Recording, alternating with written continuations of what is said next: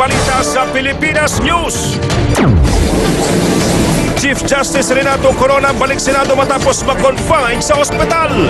Waiver para mabulat-lat ang kanyang bank accounts. Inihain niya ng walang kondisyon. Corona, umaring may $2.4 million sa bangko. Pero Ombudsman Conchita Morales, bumuelta. He's lying. Hindi ako magpapagamit. Never ever. Pamilya Corona at Pamilya Basa na nagkaalitan ng higit 2 dekada. Forgive and forget na nga ba? Our prayers were answered.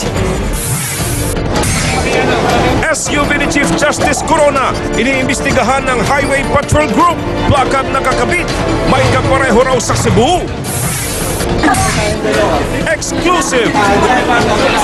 Bagong video sa NAIA, ilang minuto bago ang rumble sa pagitan ng mag-asawang Claudine at Raymart Santiago at broadcaster na Simon Tulfo. Lumutang Tulfo, binatukan ng kasamahan nila Raymart.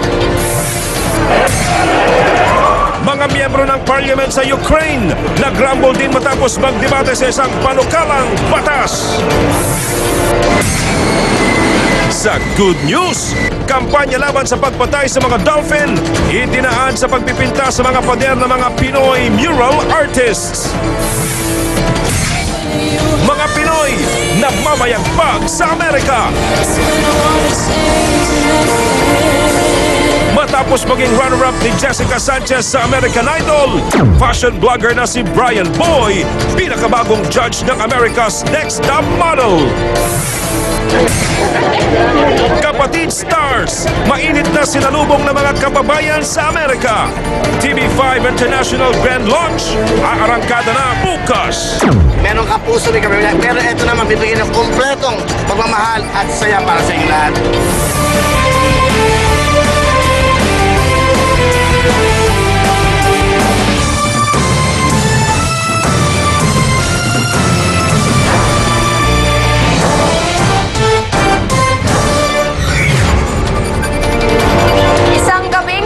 Balitaan. Ako po si Shania. Mula sa iba't ibang sulok, hagip bawat anggulo. Ako naman po si Paolo Bejones at ito ang Pilipinas News. Eto, Shona, ilang linggo matapos ang rumble sa pagitan ng broadcaster na Simon Tulfo at mag-asawang Claudine at Raymart Santiago sa NAIA, isang panibagong video ang lumutang. Tama ka dyan, Paolo. Dito raw makikita ang mga pangyayari bago sumiklab ang gulo. Sa video ito nakuha umano sa NAIA, makikita ang broadcaster na Simon Tulfo habang kausap ang isang lalaking naka-pink. Makikita rin ang babaeng naka-white shorts at pink na sleeveless na hinihinalang si Claudine Barreto. Maya-maya pa, tumalikod saglit ang lalaki, pero muli itong humarap sabay bato kay Tulfo gamit ang kaliwang kamay. Dito na nagkagulo at naputol ang video. Ito umano ang mga unang eksena bago ang naganap na rambulan sa pagitan ni Tulfo at ang mag-asawang Claudine at Raymart Santiago noong May 6. Nag-ugat umano ang away ng picture ni Tulfo ang pagbubunga ni Claudine sa dalawang ground clerk ng Cebu Pacific dahil sa naiwang bagahe. At base sa salaysay ng mag-asawa, si Tulfo umano ang unang nanakit, bagay na itinanggi ng batikang broadcaster. Nauna nang kinilala ang lalaking nakapink na si Eduardo Atiliano at ayon umano sa salaysay ni Mon sa kanyang abogado. The guy in pink shirt was trying to sort of provoke Mon. He was trying to ask who he was. I think Mon was just trying, Mr. Tulfo was just trying to knock it out. Dagdag pa ng kampo ni Tulfo, masyadong maiksi ang video para matukoy ang buong nangyari. Pero paniniwala nila, malaki ang maitutulong nito sa isinampa nilang kaso. These are bits and pieces of facts that would testify for Mr. Tulfo. Sinubukang kunin ng News 5 ang panig ng kampo ni Claudine at Raymart pero hindi sila sumasagot sa aming tawag. Alex Reyes, News 5.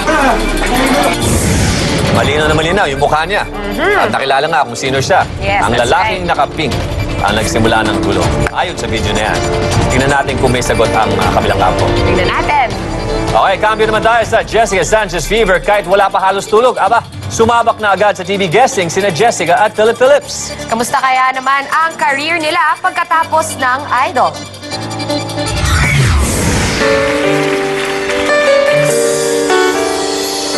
Ilang oras oras pa lang ang nakakaraan matapos ang American Idol finale, agad sumabak sa mga guesting at promotion ang top 2 contestants ng Season 11. Hirit pa ni Philip Phillips, sana mas mahaba pa ang tulog nila ng Film Mexican runner-up na si Jessica Sanchez. Agad in-interview ni Extra TV host at residente ng Chula Vista na si Mario Lopez ang kanyang kababayang si Jessica.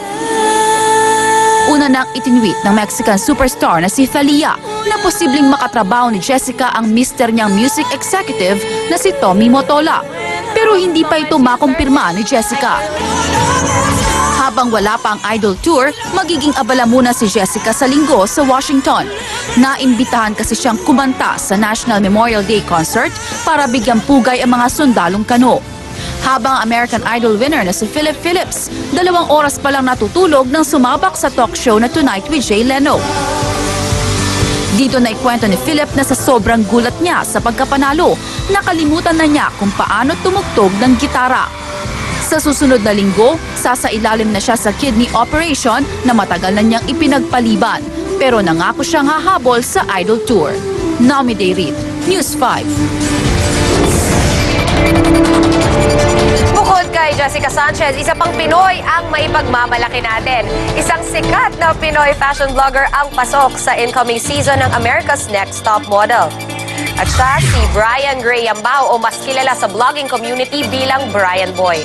Ayon sa online reports, isa si Brian Boy sa mga magiging bagong judge ng programa.